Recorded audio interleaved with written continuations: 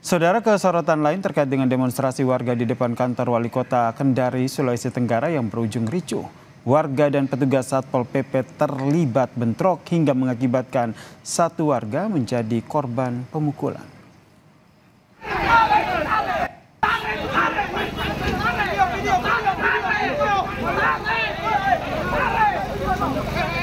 Bentrokan terjadi saat pendemo memaksa masuk ke kantor wali kota untuk bertemu dengan PJ Wali Kota Kendari.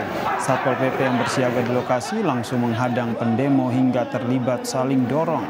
Kericuhan berlanjut hingga ke dalam kantor Wali Kota Kendari.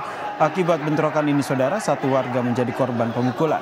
Demo digelar warga untuk menuntut ketegasan pemerintah Kota Kendari terkait dengan banyaknya pembangunan perumahan yang dinilai memicu banjir.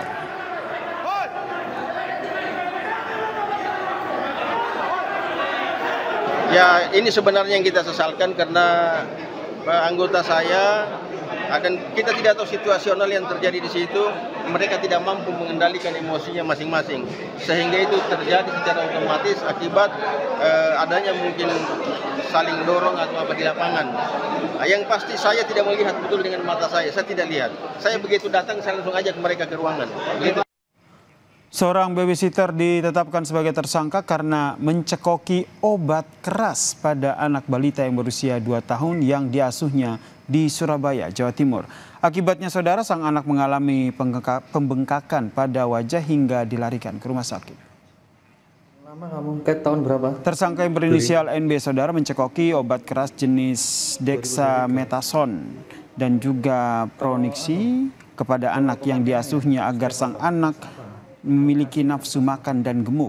Diduga obat itu telah dicekoki ke korban selama sekitar 1 tahun dan didapatkan tersangka dengan cara membeli secara online, saudara.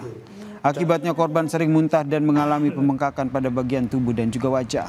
Polisi kini telah memeriksa 12 orang saksi terkait dengan kasus ini. Kita tahan yang pelakunya. Hari ini sudah hari ke-17 kita tahan terhadap pelakunya.